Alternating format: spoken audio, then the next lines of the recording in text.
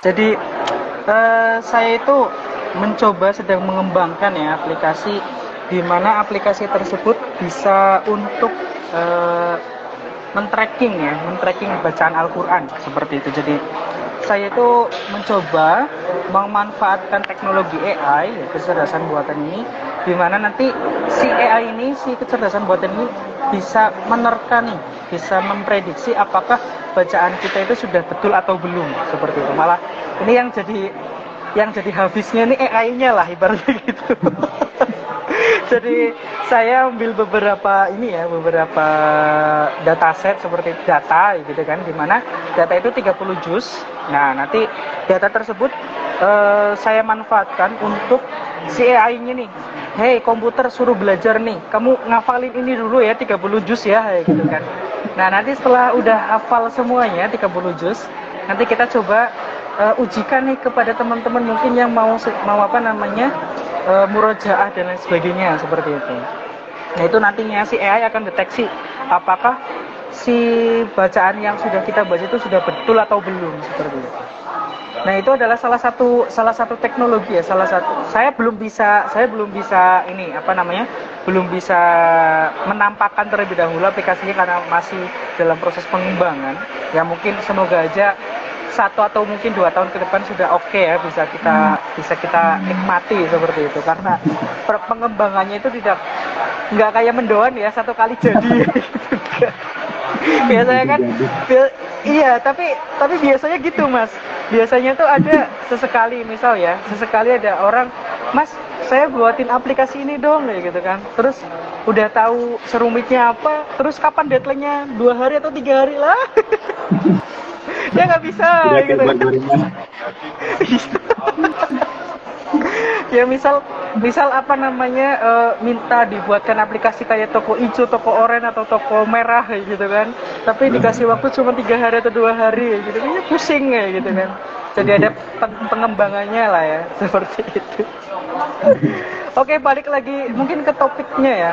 Topik intinya adalah dakwah itu tidak hanya kita terapkan dengan cara memberikan ilmu yang dalam tanda kutip hanya kitab dan kitab seperti itu. Jadi kalimat dakwah itu kan secara general itu memberikan apa yang bisa kita berikan dan itu bermanfaat bagi kita dan bisa kita implementasikan seperti itu. Kalau menurut saya dakwah itu seperti itu.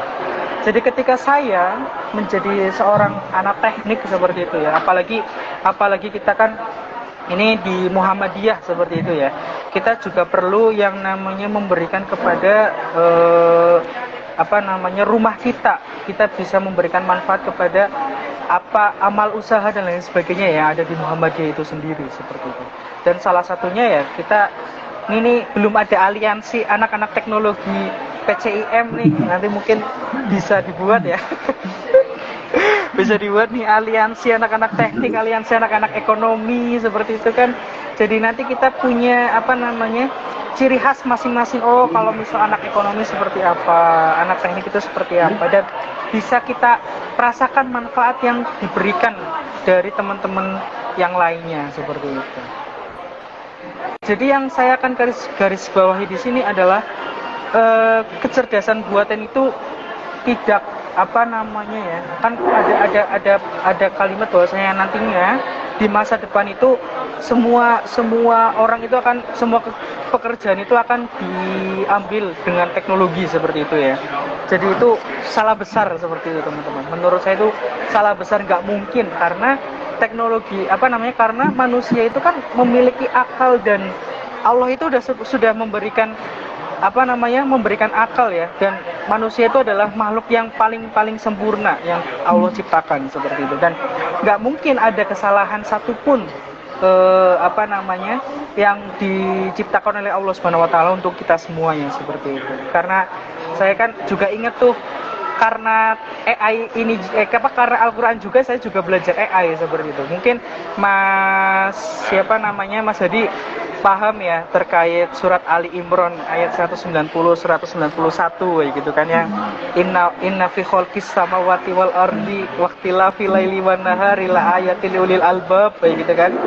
alladzina yadhkurunallaha qiyaman wa qu'udan wa 'ala junubihim wa yatafakkaruna fi khalqis samawati wal ardi rabbana ma khalaqta hadza batila subhanaka faqina adzabannar.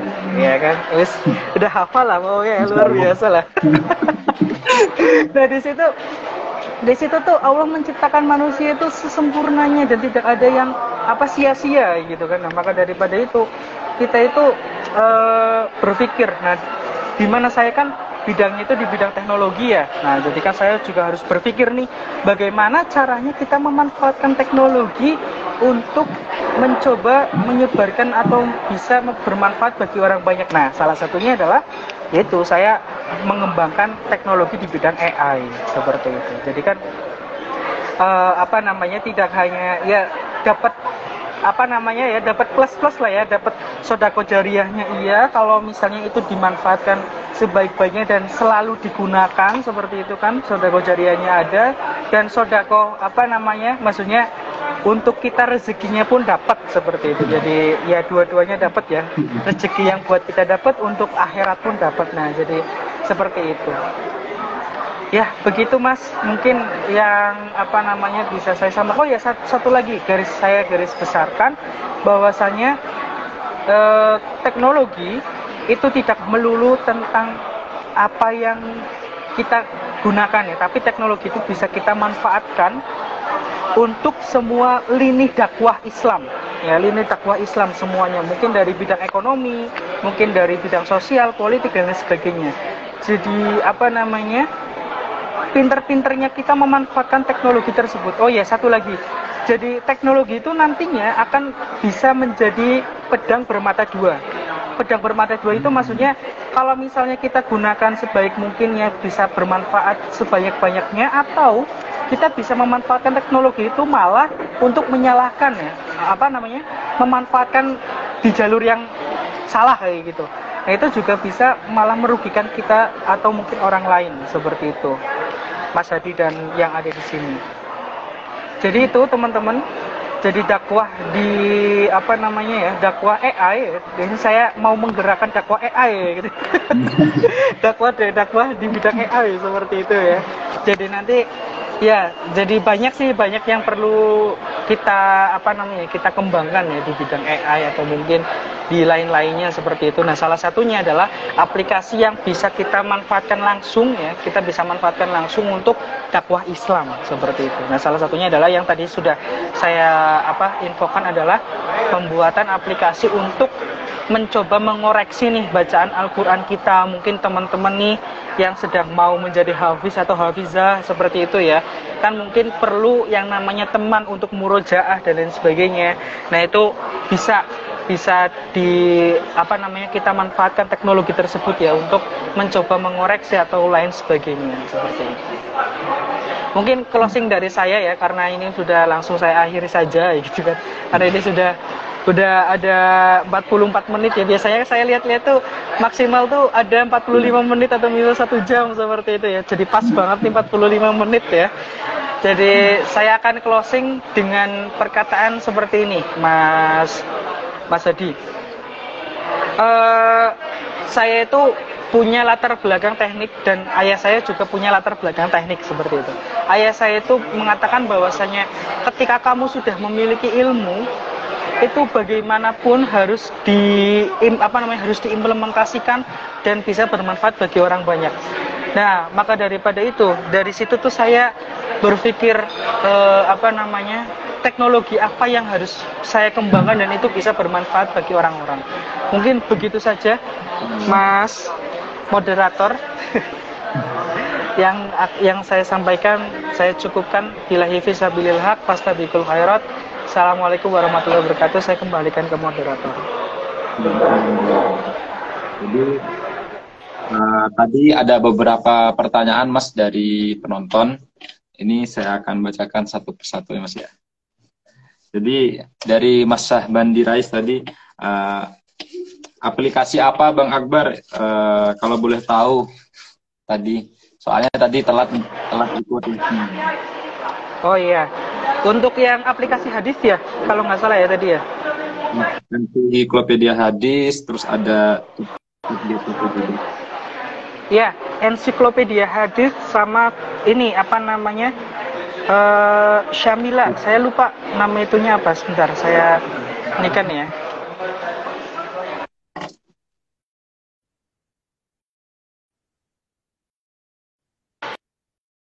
Saya lagi nggak sponsor ya, cuman karena memang saya menggunakannya, jadi saya coba ini kan nih, sebentar. Nih, ini nih. Nah ini ada ensiklopedia hadis, ini ada Sahih Bukhari, ada Muslim, ada Abu Dawud, Nasai, Tirmidzi, sampai Darimi dan Ahmad. Jadi di sini tuh semua kitabnya, misalnya kita buka yang Bukhari ya. Nah, ini kan langsung ada tuh yang pertama tuh. Nah ini hadis yang pertama, semua perbuatan, ini hadis ini ya.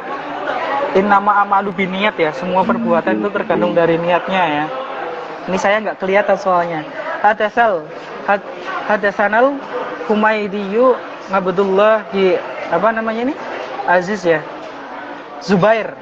Qala hadatsana Sufyan, qala hadatsana Yahya bin Sa'id, sampai ke berapa nih sanadnya pun jelas. Sanadnya pun jelas sampai ke Rasulullah seperti itu. Terus mana sih sampai kemana nih? Nih, Rasulullah Shallallahu Alaihi Wasallam yaqul innamal a'malu binniyati wa innamal likulli imri'in ma nawa, dan lain sebagainya seperti itu. Nah ini langsung apa namanya secara lengkap dari mana nih hadis Bukhari satu. Terus selanjutnya dan lain sebagainya seperti itu. Nah, seperti ini. Ini kan sangat banyak sekali ya. Jadi lengkap ya Mas ya, dari beberapa hadis di situ, dari perawinya, dari sanadnya, itu jelas ya Mas ya, lengkap ya. Iya, perawinya sampai sanadnya itu udah jelas semuanya. Ini salah satunya ya. Ini salah satunya. Nah, ada lagi yang lainnya yang biasa digunakan sama Ustadz saya itu kitab Syamila. Saya lupa nama kitabnya. Syamila kitab ya ini. Kalau nggak salah. Ini aplikasinya jadi, Android. Di situ jadi kitab semacam Bulughul Maram juga ada ya Mas ya? Iya ada. Ada semuanya. Maktabah Syamilah. Nah, iya, Maktabah Syamilah. Iya, nah itu biasa digunakan sama Ustadz saya waktu apa namanya Maktabah Syamilah nih Android. Saya lupa yang mana. Sebentar saya coba cek dulu. Maktabah Syamilah. Nah ini nih. Ini seperti ini bukunya, Maktabah Syamilah. Ini kalau misalnya di Kutubut Tis'ah nggak ada, biasanya di sini ada seperti itu. Dan ini juga lengkap, Kutubut Tis'ah, apa namanya Maktabah Syamilah juga lengkap. Seperti itu. Ini salah dua dari aplikasi-aplikasi yang biasa Ustadz saya gunakan sebelumnya seperti itu. Jadi saya itu langsung tahu, oh ternyata Ustadz kalau ceramah itu ceramahnya udah nggak pakai kitab buku, pakainya kitabnya slide. Biasanya pakainya LCD sekarang, nggak pakai kitab, nggak pakai buku ya gitu, pakainya LCD ya gitu. Jadi saya langsung tahu nih. Nah dulu tuh sempat pernah kepikiran tuh mencoba bikin ini aplikasi untuk tracking hadis melalui rawi sama sanad menggunakan AI. Dulu tuh sempat pernah kepikiran seperti itu, cuman sumber-sumbernya ini saya perlu yang namanya ahli. Nah, ahli di sini kan yang benar-benar sudah sudah mengerti banget dengan hadis dan lain sebagainya seperti itu. Jadi saya langsung bisa tahu nih, oh kalau misalnya rawinya ini gimana, apakah dia tertolak atau apakah dia diterima dan lain sebagainya seperti itu kan jadi jelas semuanya. Nah dulu sempat kepikiran tuh mau buat AI terkait clustering hadis dulu namanya, cuman belum kesampaian sampai sekarang. Tapi nggak apa-apa, insya Allah mungkin gelejek zaman ya. Gelejek T gitu, gelejek T ya pejamu. Gitu Mas. Ada lagi? Ada lagi Mas, ini dari Mas Jumadi. Bang, dimulai dari mana kalau mau buat buat tahsin? Saya masih belum tahu harus dari mana. Ini saya salam hormat dulu sama Mas Jumadi. Ini Mas Jumadi senior saya Mas. Senior saya ini di apa namanya bareng sama Mas Jumadi. Jadi teknik yang saya gunakan sebenarnya tahsin ini saya bekerja sama Mas, bekerja sama kiai saya. Lebih tepatnya ya kalimat itu kiai karena apa namanya dengan toko sebelah. Saya kerjasama dengan toko sebelah. Jadi beliau itu punya pondok, di mana pondok tersebut kan pondok Hafiz dan Hafizan. Hafizah ya, Hafizan itu mah anggota PCIM ya. Hafizah ya gitu kan, Hafiz dan Hafizah seperti itu. Jadi saya itu mengambil datanya terlebih dahulu dari situ, dari beberapa Hafiz Quran seperti itu. Nah nantinya data itu dimasukkan ke dalam komputer dan komputer belajar seperti itu. Mas, siapa namanya Mas Jumadi seperti itu. Ini mungkin nanti saya akan cerita banyak sama Mas Jumadi nih Mas. Mas Jumadi juga, waduh luar biasa. Saya salam hormat banget sama Mas Jumadi, partner saya nih. Pembuatan AI. Gitu. Oke, ada lagi Mas? Ada lagi nggak pertanyaan? Satu lagi tadi. Aplikasi apa Bang? Mohon maaf. Apakah dakwah akan digantikan dengan AI seperti Chat GPT? Ya, tadi dari Mas Gilang ya kalau nggak salah. Mungkin dakwah itu kalau secara kalimat itu kan dakwah itu kan diberikan secara langsung ya. Maksudnya kita berdakwah, kita memberikan sebuah informasi atau mungkin manfaat kepada orang lain. Apakah bisa tergantikan oleh AI? Dalam tanda kutip menurut saya bisa. Bisa digantikan oleh AI. Cuman ada keterbatasannya. Yang tadi sudah saya katakan sebelumnya bahwasanya komputer, lebih tepatnya komputer itu tidak memiliki yang namanya memiliki yang namanya pikiran dan hati seperti itu. Jadi kita perlu yang namanya pikiran jernih dan lain sebagainya. Mungkin kalau AI kita tanyakan ya, hukum ini apa, langsung AI mengatakan tek kayak gitu ya, saklek seperti itulah bahasa Jawanya. Cuman kan kalau kita kan harus berpikir dulu. Kita punya yang namanya permasalahan terlebih dahulu ya, permasalahan di secara umum itu seperti apa. Makanya daripada itu kita perlu tahu nih, perlu yang namanya pemikiran secara jernih, hati nurani yang sangat-sangat benar-benar kita butuhkan seperti itu. Karena yaitu kembali lagi, karena kita itu kan sebagai manusia ya, manusia itu kan makhluk yang paling sempurna diciptakan oleh Allah Subhanahu wa taala.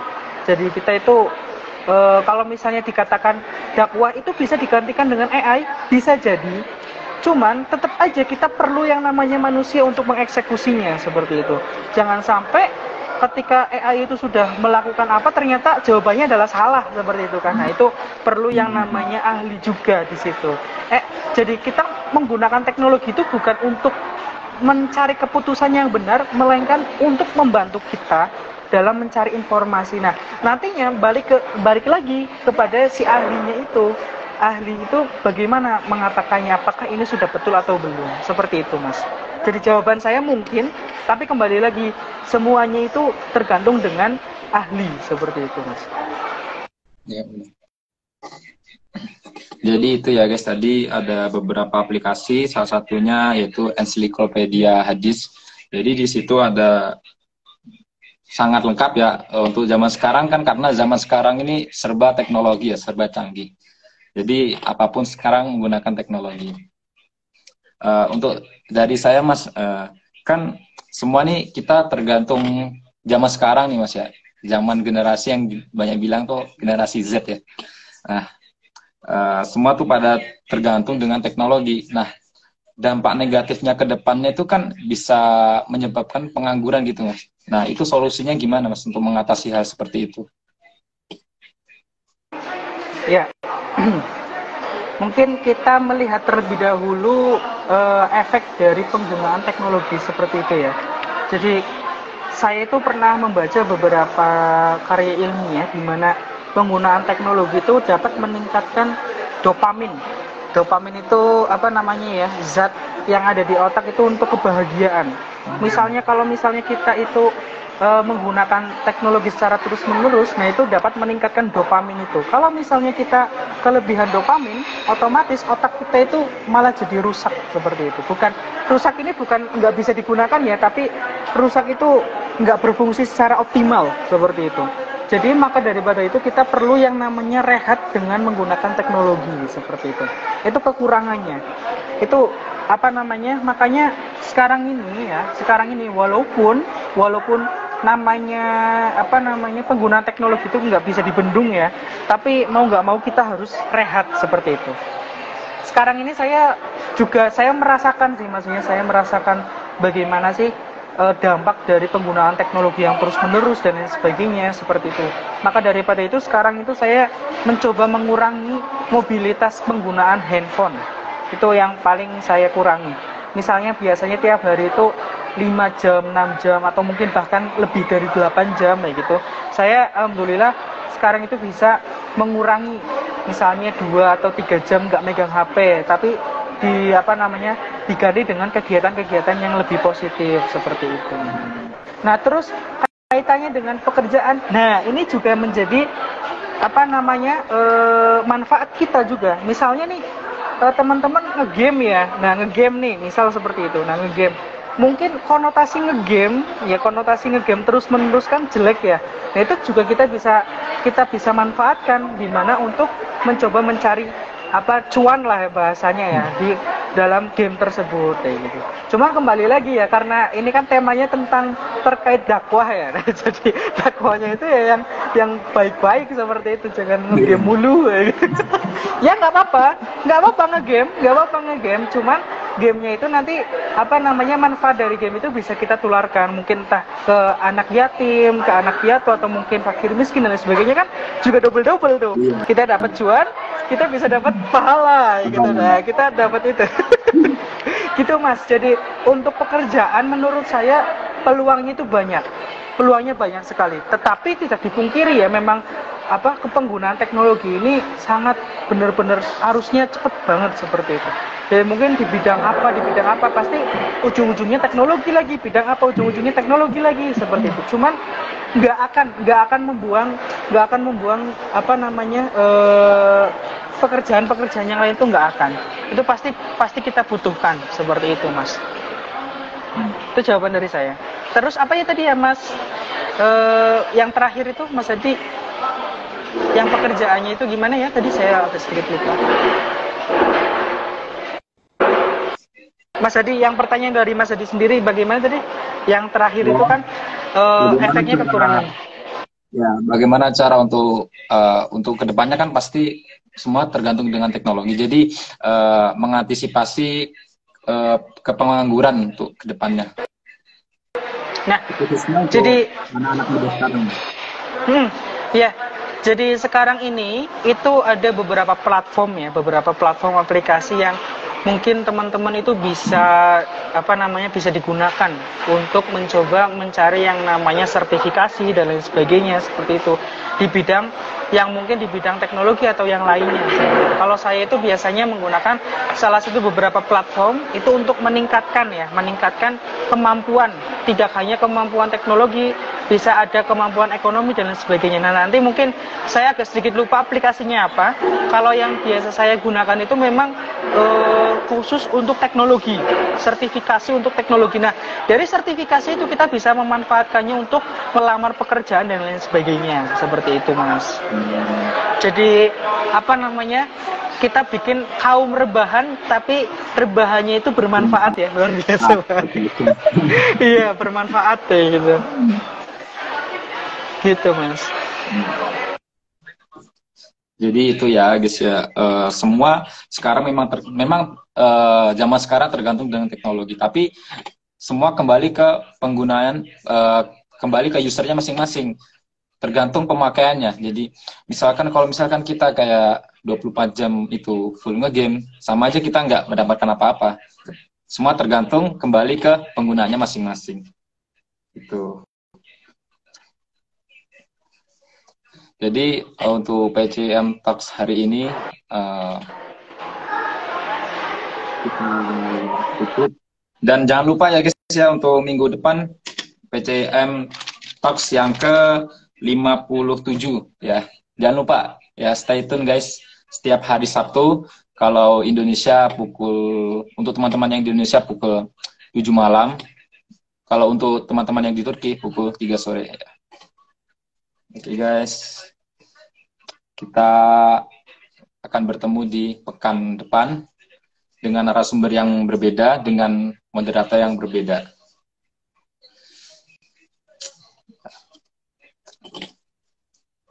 Gimana, ada tambahan lagi atau? Ya, cukup. Mungkin ditutup aja langsung, Mas Hadi. Ya, baik, kita tutup PCM Talks pada hari ini dengan baca alhamdulillahirabbil alamin, subhanakallahumma wa bihamdika asyhadu an la ilaha illa anta astaghfiruka wa atubu ilaik. Unzurul qala wa lam tanzur man qol. Syukran. Assalamualaikum warahmatullahi wabarakatuh. Waalaikumsalam warahmatullahi wabarakatuh. Terus Mas Hadi, kawan-kawan semuanya.